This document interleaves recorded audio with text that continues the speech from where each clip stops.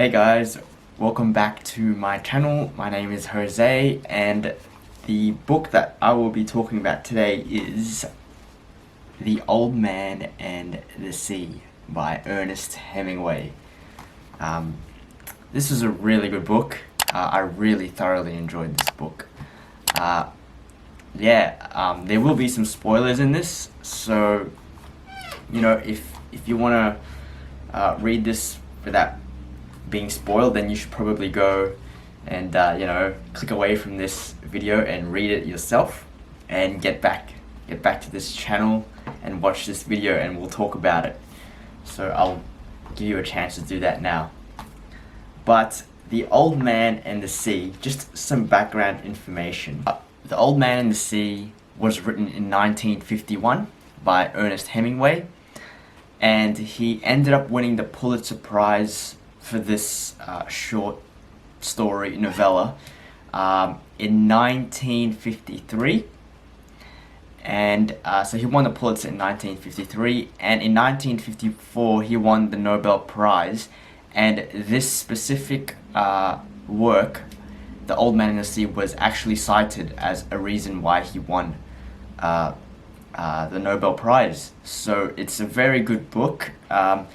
It's only a short read, really. It's the copy that I have here, which is a vintage Hemingway, vintage classic. It's got the red spine on it. This one only has 97 pages. Oh, I lied, 99 pages. So yeah, essentially, I'll just run you through the story quickly because it's a really good story. It's actually, when you say it, it's kind of boring, but there's definitely a lot of morals involved with this story, and a lot of messages that I think are very important. Just life messages in general. It's about an old man named Santiago who has not caught a fish for about 84 days, and this is considered bad luck. And everyone in sort of the fishing village knows that he hasn't caught a fish in 84 days. And he has a young boy it's not his kid, it's his friend, and he's a young boy, and he goes out fishing with him, and this young boy, he helps Santiago, the old man, with carrying his fishing gear in and out of the skiff, his boat. And he also teaches he also teaches Manolin, the kid's name, how to fish. But his parents, the young boy's parents, tell him, don't hang out and don't fish with the old man anymore, with Santiago, because he is bad luck. I mean, he's gone 84 days without a fish. He's essentially, this old man is essentially seen as washed up, and he's outdated in fishing, But the next day, the old man tells Manolin, the young boy, that he's going to go out fishing further out into the sea. Well, the next day, the old man ends up going further out into sea, and he ends up hooking this huge fish. This was around lunchtime, midday. He ends up hooking this huge fish. It's a marlin, right? It's a marlin fish, and this fish is so huge that it's pulling the old man's boat, the skiff, further out into the sea. It's actually towing him out into the sea. During this time, the old man sort of wrestles with this fish for 2 days and 2 nights. His hands are bleeding, his shoulders are just gone, and his back is aching, and he's really struggling to reel this fish in. And he's trying to strike this delicate balance about not pulling too hard because the line might snap, and at the same time he doesn't want to give it too much sort of slack because the fish might end up pushing him further out into sea. He thinks it's free. So what strikes me even more is the fact that when he is trying to sleep, he's sort of only able to sleep in very sort of uncomfortable situations. He's trying to hold the line and then sleep for like 20 minutes, and then it's just not a good, it's just unpleasant. This 2 days and 2 nights is just really unpleasant. During this time, he ends up using the bait that he has in the boat to catch other fish, and then one of them was a dolphin, which in the book he says, you know, he's able to eat the dolphin raw. Now I'm not a fisherman, so I don't know much about fishing, but I don't know if that's possible. But he eats the dolphin raw, and so after 3 days, the fish eventually gives in, and he's able to reel the fish in slowly, and the fish begins to circle around his skiff.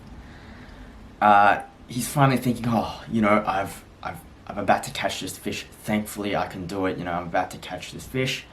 And eventually, he manages to grab his harpoon and kill the fish when it was close enough to his boat.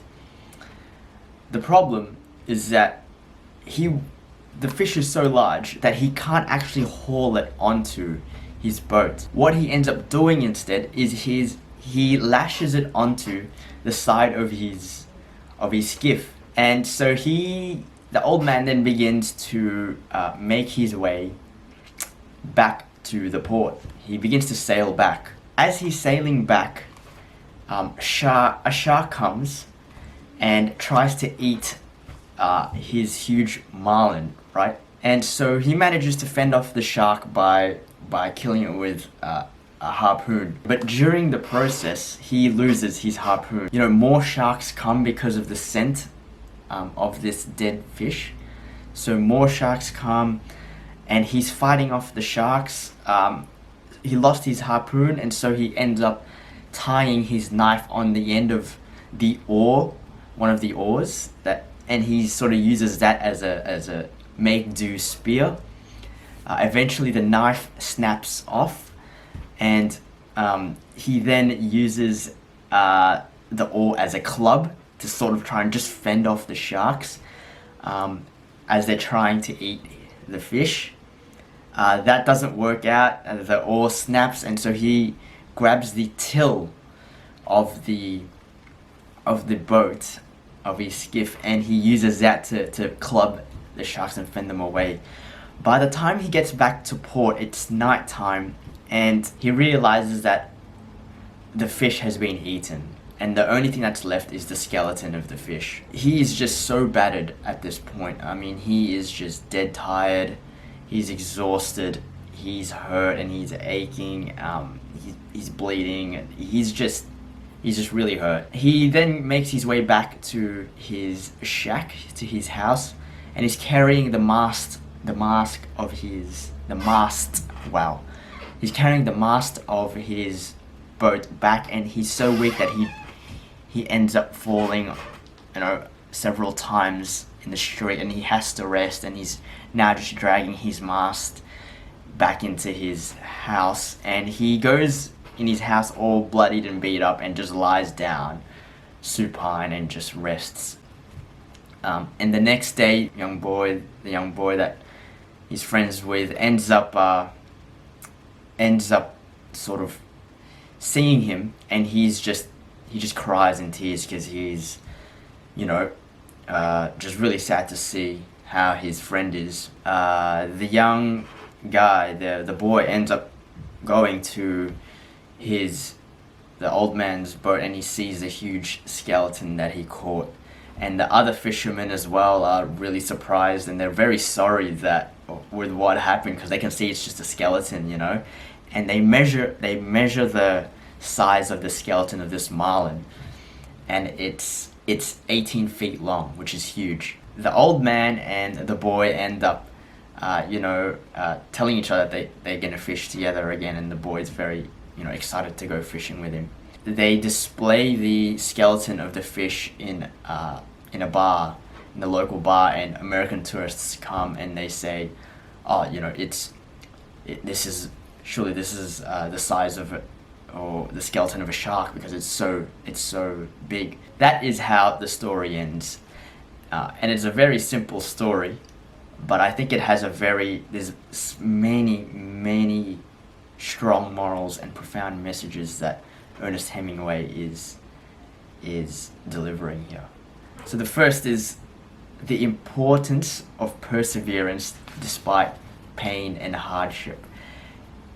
And this perseverance and this persistence is just rife throughout the whole novel. You know, I mean, from 84 days, he's waiting, hasn't caught a fish, and he perseveres, the old man perseveres. The 2 days and 2 nights of struggle and hardship trying to reel in this marlin, fighting off and the fending off of the sharks, all the way back to his struggle to get back home and sleep.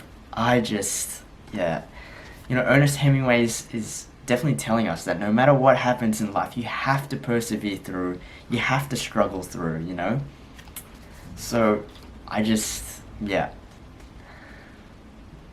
you have to persevere no matter what happens. And I think it's not so much about catching the fish, but more the process, that struggle that we have to go through.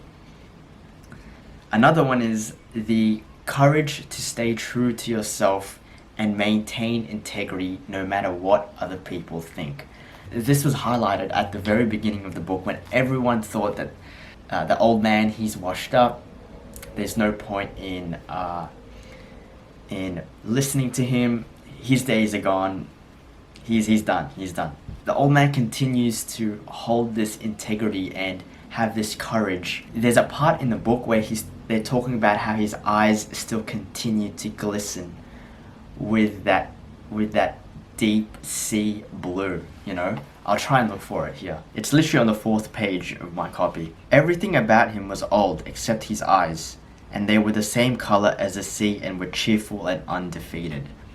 So his eyes are sort of, you know how there's a phrase that the eyes are the window to a person's soul, and you can see that even though his outward appearance is old and wasting away, his eyes, sort of his soul, is still young and undefeated. And I think that's an important sort of aspect to this novel.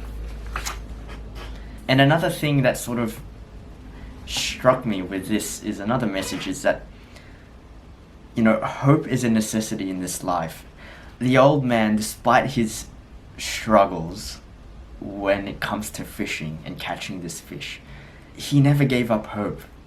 Even when this seasoned fisherman knew that the sharks were going to continue to come and eat fish as he was sailing back to port, he never gave up the fight. He just kept going. And I think this is an important sort of message for all of us, that we should, no matter what we're going through, we should keep on going. We should persevere and not give up. And even if we fail at the end, we maintain the integrity that we originally had, and we cherish it. Another message that I got is that no matter, it's not so much what you have in life, it's what you do with what you've got. You know, the old man, he wasn't a rich guy or anything. He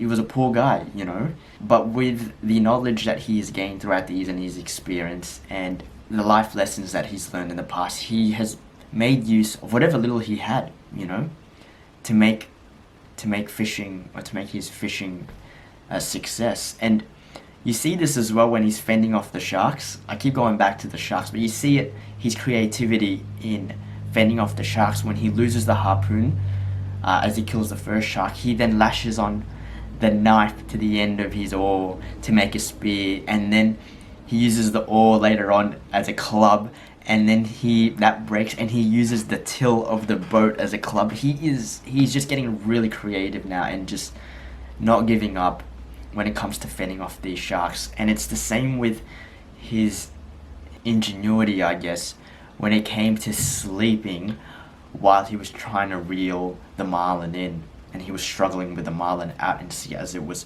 towing his skiff out. And I think that's also important, that no matter what little we have, we can always use it in a creative way. And the last, I mean, there's probably more here that I am not I'm just scratching the surface, but the last one is that other people, we are all different, and other people won't really understand the struggles that we go through. And this one is important because at the end of the book, they display the fish at the pub, and American tourists are saying that, oh, it's so big that it must be the skeleton of a shark. And we all know that it's not a shark, it was actually a marlin. I think there's this sense of other people not truly understanding what happened or what we're going through or the struggles that we've had to endure. Yeah, I think that's just such an important lesson for all of us. So yeah, this book was a very, very beautiful read. The killer line in this book is, "A man may be destroyed, but not defeated," and it goes back to that sense of perseverance and hope that I was talking about earlier. So yeah, this was such a good book. Yeah, if you haven't read this book, I highly suggest you read it. Yeah, like I said, it won a Pulitzer, and it was a major reason. It was cited in why Ernest Hemingway won the Nobel Prize.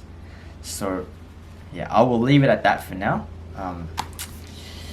The Old Man and the Sea by Ernest Hemingway. Get on it, guys. Alright, take it easy, have a good day. I will do another book review soon. See ya, bye.